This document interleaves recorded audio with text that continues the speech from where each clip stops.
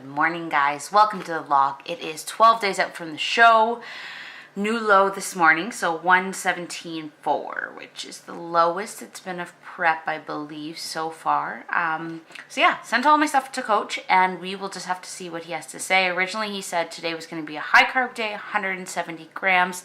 That's what he told me last Wednesday, but I will still wait a few hours before I have my first meal as per my regular intermittent fasting routine. So yeah, so I'll wait to hear from him. Gonna have my coffee and do all my morning stuff, do my apple cider vinegar, greens, all the stuff that you guys are used to me doing in the morning. So I've already done my cardio, so that is a good feeling. I went to bed nice and early last night and woke up about 2:30 or so and was energized, ready to go. And I got a break from the toddler today, so that's gonna be really awesome as well. And yeah, so let's get going with today's episode. As promised, next clip's gonna be how can we grow our quads? Let's do it. All right, guys, so let's talk about how to make your quads grow. So just like some of the other videos I've been doing about muscle recruitment, the main thing is, guys, we gotta learn how to get that muscle to turn on. So when it comes to the quads, we wanna make sure that we understand how to lengthen the muscle and how to shorten the muscle. So if we're looking at the quad right here, guys, how can we get the quad to be in its lengthened position or its shortened position? If we're thinking about a leg extension, it's probably the easiest to kind of think about how would we get it the shortest. So when we come up into a leg extension and we're seated in a machine, getting the muscle to its shortest position, we would be bringing the leg up, right? That should make sense to most of us. Okay, and then to lengthen it, we have to bring it all the way back down to the starting position by bending the knees. So that is the foundation of it. We need to get the muscle to its shortest position and get the muscle to its lengthened position. So let's talk about leg extensions and how we might want to structure those guys. So when it comes to leg extensions, I really do recommend that you train these guys twice a week if they're a muscle group that you want to see growth in. So all throughout my entire build, I was training them twice a week, and I would also recommend with that you train them high reps. So at that period of time when I was building, I was doing sets of 50 reps on my first set, 40 reps on my second set, 30 reps on my third set, 20 reps on my fourth set, and then 10 reps on my fifth set. And for all of those increments, I was adding more weight. So I was starting at, like, let's say, using 50 repetitions, but still starting at like 40 pounds. So it wasn't that I was able to power through all 50 reps and without stopping. There was a lot of mental hurdles to get throughout that period of time, because the burning in your thighs is really, really intense. But that is really, really beneficial. So doing leg extensions frequently, high repetition style, pushing through the pain is one thing that I really suggest that you guys do if you want your quads to grow. The other things, so when it comes to your positioning, when you are in your leg extension machine, guys, what I see often is the position of the bum and the back is an issue. So if we really want to take that muscle to its shortest position and longest position, we want to make sure it's going through that full range of motion. So I want to see you guys sliding your butt and your back to the back of the machine, and do not let your bum move from that position there, okay? When you go to extend your leg, guys, here, I'm just going to bring this up so you guys can see my leg. So when you're in this position here, you want to make sure that your hips are all the way sitting back. And then when you go to bring your leg and straighten it up, you want to think about your toe being flexed. So if your toe is pointed like that, you're not going to be able to maximize your muscle recruitment. And we want to make sure that we can maximize that. So you're going to want to make sure that it is flexed. So toes should be up towards the ceiling, okay? So from here, hips, knees, toes, ankles, everything in a straight line. And then when you go to come up, I always think about squeezing for at least 1 second, which is going to maximize the contraction. So from here, you're going to bring your leg up, when it goes to come up, toes are flexed. Think about squeezing and bringing your intention right here by the kneecap, okay? I like to put my hand right onto the muscle and I want to feel it working. So when you're practicing this, guys, I want you to practice. Can I feel what's going on underneath my quad and feel that muscle? Try to contract as hard as possible and then bring it back to the starting position. But what I often see with people is that you don't go through that full range of motion. You're going up, down, but you're not taking the muscle to its fully lengthened position. And the way in which we do that is when you come back to the starting position, guys, bring the leg all the way down. Feel the top of your thigh stretch. So at the end of the range of motion, you're coming all the way down so that that muscle is going to its fully lengthened position. Don't shorten it. You want to make sure that you're going all the way to the top, all the way back down to the bottom so that the muscle has an opportunity to get strong on both sides, which in turn will help it grow. Now, some people want to know about that quad sweep, and what I'll do with that is I will change my toe position, whether that's my toes going out or my toes going in, if I'm seeing that certain parts of the quads are growing more. So as I'm getting closer to showtime, what's happening right now is I'm actually doing one leg at a time so I can isolate and think about it. And then if I'm noticing that I need a little bit extra, like I want more of that outer quad or more of that inner quad, I'll put my hand on it and then I'll rotate my toe to be in that direction. So if I really want to hit the outer quad, I'm sending the toe outwards and I'm putting my hand on the outside quad so that I can mentally get that muscle to fire. Same thing if you want the inner quad or the part that's kind of closer to the inner thigh to be an area that looks like it's not developing as much.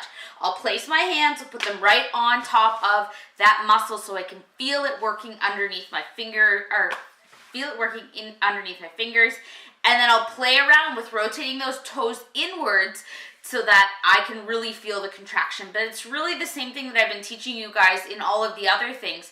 Practice feeling the muscle underneath your hand until you've mastered the movement, and you'll see really great benefit with that.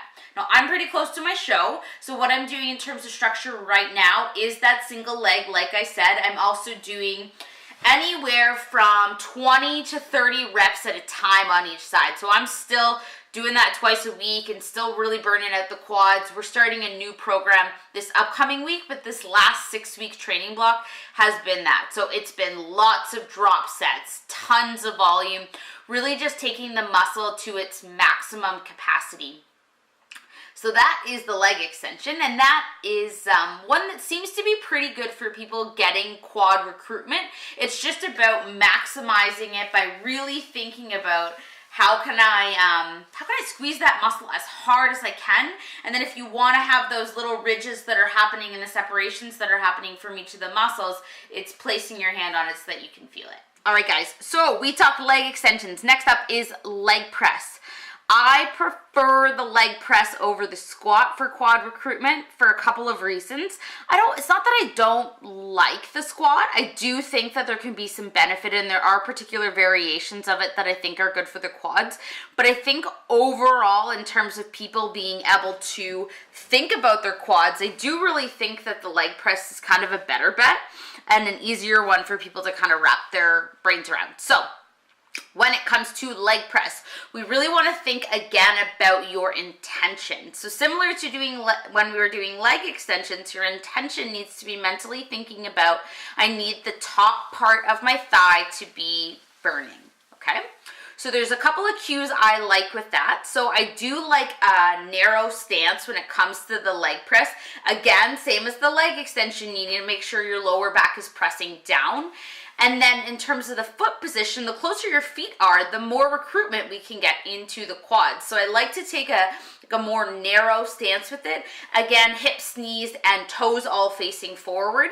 And I like to mentally think about pressing my toes into the plate versus the weight being distributed onto other parts of the foot. So that's one thing that I find can be really helpful. Again, I reach my hands down, I place it onto the quad so I can feel that they're the drivers and they're the ones that are really doing the work underneath my fingers. I also like to take the range of motion and not lock out the knee. And what that means is, guys, when your knees are coming back in a leg press, what's going to end up happening here is that your knees are coming back.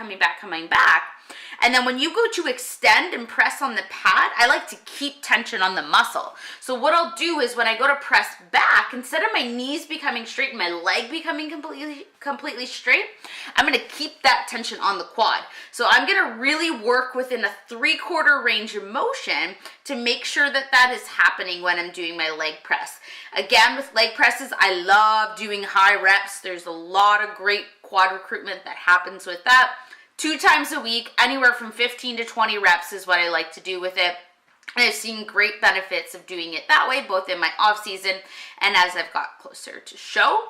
I do want to talk a little bit about squats as well. When it comes to squats, I really find benefit if I'm looking for just quad recruitment in doing them either in a hack squat machine or doing them on a Smith machine in a narrow stance. So I'm just going to talk to you or show you guys what I mean in terms of the range of motion with this. So what can often happen is if we are doing a squat and we're wanting hamstrings, glutes, and quads all to be involved, when we go through the range of motion, we're probably going to go down to parallel and then come all the way back up. But what I like to do when it comes to just wanting to load the quads is I work within a shortened range of motion. So you guys can practice this, and I want you to go through a couple of cues when you're doing it. Okay? So in terms of your foot position to maximize your quads, often for people, if you put something underneath your heels, that will get your heels elevated and allow for you to drive your toes into the ground. When you go to come down here though, guys, we're going to work within a shortened range of motion to keep all the tension on the quads the entire time. So when you go to come down here into this position, what I want you guys to think about is you're going to come down in your squat position, and then when you go to come up here, instead of coming all the way back up and squeezing your bum like you may have done in a squat before, we're just going to work within a 3/4 range of motion, and I want you to practice with your hands on your quads so that you can feel your quads working underneath your fingertips. Okay, so you're coming down into your squat position. Now when you go to come up, we're just going to come up to 3/4, and I want you to think about squeezing your quads the same way you would in a leg extension at the top of the range. Okay, so we're going to come back down. And then when you go to come up, again, you're only thinking about creating tension in your quads, nothing in your hamstrings, nothing in your glutes. Okay, coming down and coming back up. Now the other cues that I find really helpful for people is to intentionally think about loading your foot. So you're pressing your toes and almost the outsides of your foot as well, to get some extra abductor and adductor recruitment in there. But that's how I like to load the foot. And then I like to mentally think about pushing into the floor instead of thinking about my body coming up. So that's another mental cue that you can give yourself as well, like thinking about how can I push the floor and really ground myself. And that's why I like to wear like even flat shoes. Like I use just like Converse, and I find that that really allows for me to connect with the floor, and I'm not even mentally thinking about getting my body out of that position with the squat. What I'm mentally thinking about when I'm coming up is I need to press my feet into the floor the entire time. So those are my tips for quad recruitment. With squats, again, my preference is kind of to lean in the direction of leg press over squats most of the time. Sometimes there can be, like, I'll put in when I'm programming for a client, we will do a little bit of squat work, but generally I'm doing it that it would have a specific movement pattern in mind. So we would be doing it either on the hack squat so that you can just really think about mentally engaging your quads, or we're doing it on a Smith machine, same thing, so that you're not getting distracted by the barbell. Not that the barbell squat isn't good, it's just a little bit harder for most people to mentally think about what they're doing in terms of muscle recruitment, whereas when they're in a machine and they're able to kind of be in a little bit more of a forced range of motion, you can go up and down pretty straight and really think about the recruitment within your quad. So those are my tips for quad recruitment. I believe my coach has emailed me back, so let's go see what he had to say about this morning's check-in.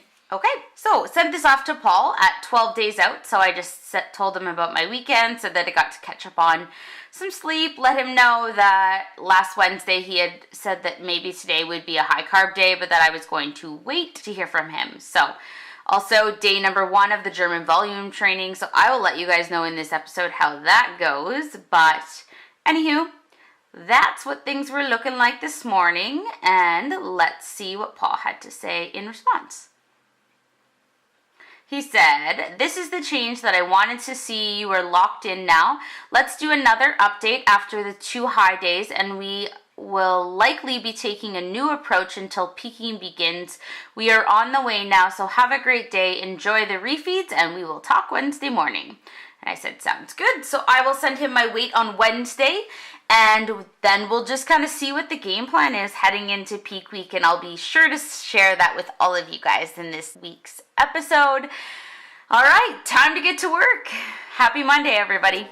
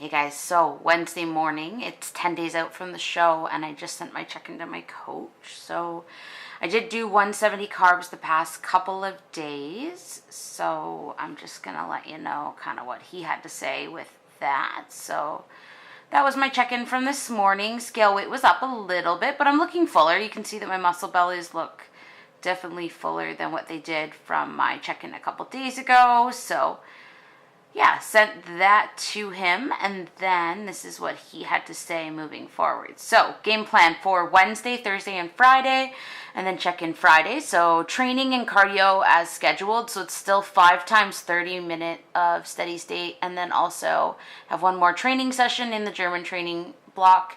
So Wednesday, which is today, will be a rest day. Friday will also be a rest day, and then I'll wait to hear from him on what we're going to do moving forward. So today, 130 protein, 45 fat, 110 carbs. Looks like we're adding a little bit more carbs each day. So that's today. Tomorrow's 130 carbs. Then Friday will be 150. So I'll check in with him Friday morning. This video is going to go over to my editor, so you guys won't get to see what the peak week's going to look like until next week. But he says we're on track, and I feel pretty good. So yeah, let's do it. Gonna go get those suits from KHP Designs later today. So let's see what those guys look like. In 450 meters, the destination is on your right.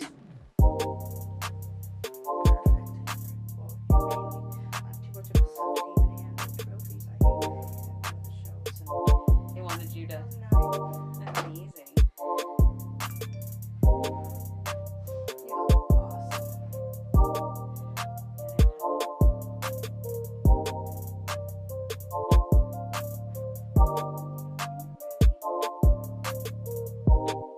Okay, you can come on in.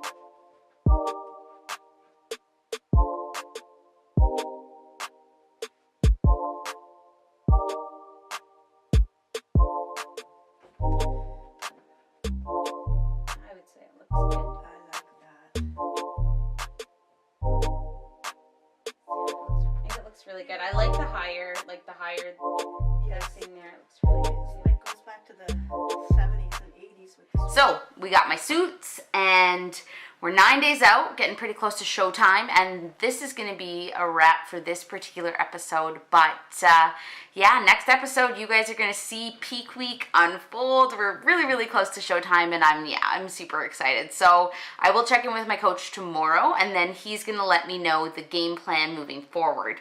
So yeah, I don't know what peak week's gonna look like. I don't know what my training's gonna look like, nutrition, but I've stocked up on protein. We have chicken breast, chicken thighs, tuna, whitefish. We got lots of vegetables, so we're all stocked up in that department. Potatoes, rice. So yeah, gonna see what the week holds in terms of numbers and what Paul envisions for me. But either way, this show's gonna be fucking awesome. I'm excited, and just know that I really, really appreciate that you guys are following along this journey. It's been incredible to share every moment with you. So we'll catch you next time. Thanks for tuning in, guys. Bye for now.